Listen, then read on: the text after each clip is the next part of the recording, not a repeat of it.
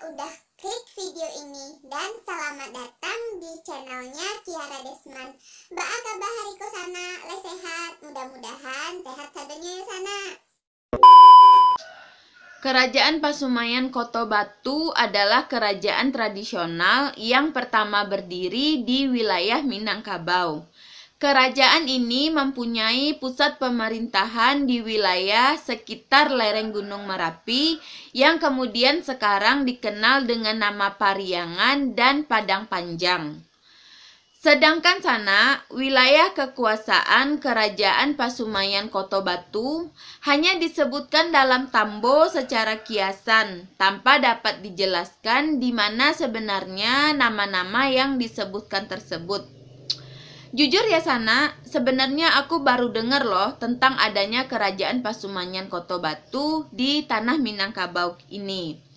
Makanya sana, di video kali ini aku tertarik banget untuk ngebahas tentang sejarah dan asal-usul Kerajaan Pasumayan Koto Batu di tanah Minangkabau ini sana. Buat sana yang sama kayak aku, yang belum pernah dengar atau belum tahu tentang adanya Kerajaan Pasumayan Koto Batu, tontonlah videoku ini sampai habis sana untuk nambah ilmu pengetahuan sana tentang segala sesuatu yang berhubungan dengan tanah Minangkabau. Sana, sebelum masuk ke pembahasannya, aku mau minta tolong dulu dong sana, tolong subscribe dan aktifkan lonceng notifikasinya, supaya sana nggak ketinggalan video-video terbaru dari aku selanjutnya. Subscribe lah sana, subscribe tuh gratis alias perai, ndak kamambayih ke sana doh. Pada abad 1 Masehi, telah terjadi migrasi orang-orang dari anak benua India atau sub-benua India menuju Pulau Perca atau Pulau Sumatera. Lalu mereka mendirikan kerajaan yang bernama Kerajaan Pasumayan Koto Batu di sekitar lereng Gunung Merapi. Rajanya bergelar Sri Maharajo Dirajo dengan permaisurinya yang bernama Putih Indo Jalito dan anaknya bernama Sultan Maharajo Basa yang kemudian dikenal dengan gelar Datuk Katumanggungan.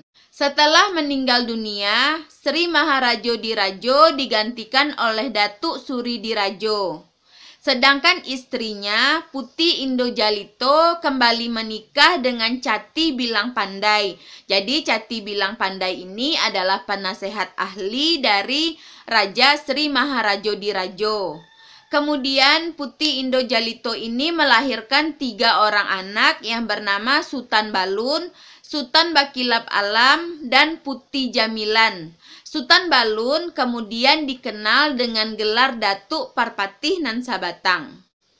Dewan Pertimbangan Kerajaan Pasumayan Koto Batu dipimpin oleh Sri Dirajo atau Datuk Suri Dirajo. Hukum yang diterapkan di tengah masyarakat disebut sebagai Undang-Undang Simumbang Jatuh yang terdiri atas 2 bagian yaitu Si Gama-Gama atau Tarik Baleh dan Si Lamo-Lamo. Penerapan hukum tersebut diserahkan sepenuhnya kepada penguasa, di mana penguasa dalam menjatuhkan hukumannya hanya berdasarkan perasaan atau berdasarkan keyakinannya sendiri sana. Di Pariangan didirikan sebuah tempat bersidang yang disebut Balai Sarung. Di Balai Sarung inilah segala sesuatunya dimusyawarahkan. Kemudian didirikan juga Balai Nan Panjang, Balai Pasujian, dan Balai Kacik.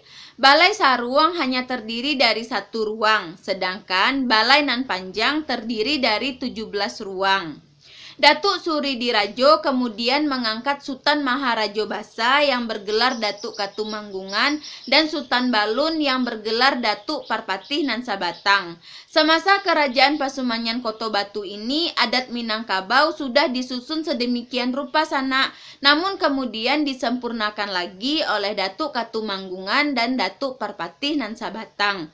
Keduanya lalu dianggap oleh orang Minangkabau sebagai pendiri adat Koto Piliang yang aristokratis dan adat Boni Caniago yang demokratis.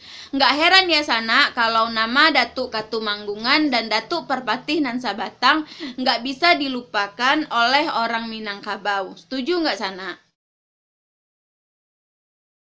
Setelah Kerajaan Pasumayan Koto Batu berakhir sana, Datuk Katumanggungan dan Datuk Parpatih nan Sabatang yang merupakan dua bersaudara seibu tapi berlain ayah, sama-sama mendirikan kerajaan baru sana. Datuk Katumanggungan mendirikan kerajaan Bungo Setangkai di Sungai Tarap. Dan sebagai yang dipertuan atau sebagai Perdana Menterinya adalah Datuk Bandaro Putih.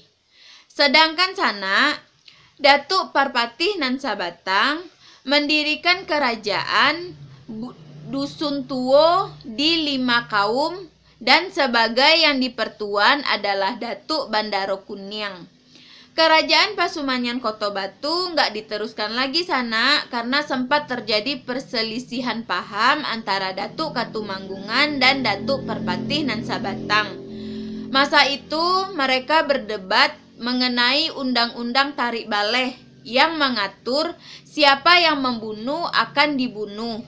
Walaupun demikian, perselisihan tersebut dapat didamaikan oleh Datuk Suri nan Banego-nego yang ditandai dengan adanya tikaman sebuah tongkat di sebuah batu yang saat ini dikenal dengan Batu Batikam. Aku udah pernah ya ngebahas tentang sejarah dan asal-usul Batu Batikam. Kalau Sanak penasaran dengan pembahasan Batu Batikam ini, Sanak bisa cari di video aku yang sebelumnya ya Sanak. Ya udahlah Sanak, sekian dulu pembahasan tentang sejarah dan asal-usul Kerajaan Pasumanyan Kota Batu. Kalau menurut Sanak video ini bermanfaat, tolong kasih aku like, komen, dan share video ini ke semua sosial media yang Sanak punya. Jangan lupa Sanak sekali lagi, tolong subscribe. Sampai ketemu di video aku selanjutnya ya Sanak. Ranah Minang, Rancak Bana. Assalamualaikum warahmatullahi wabarakatuh.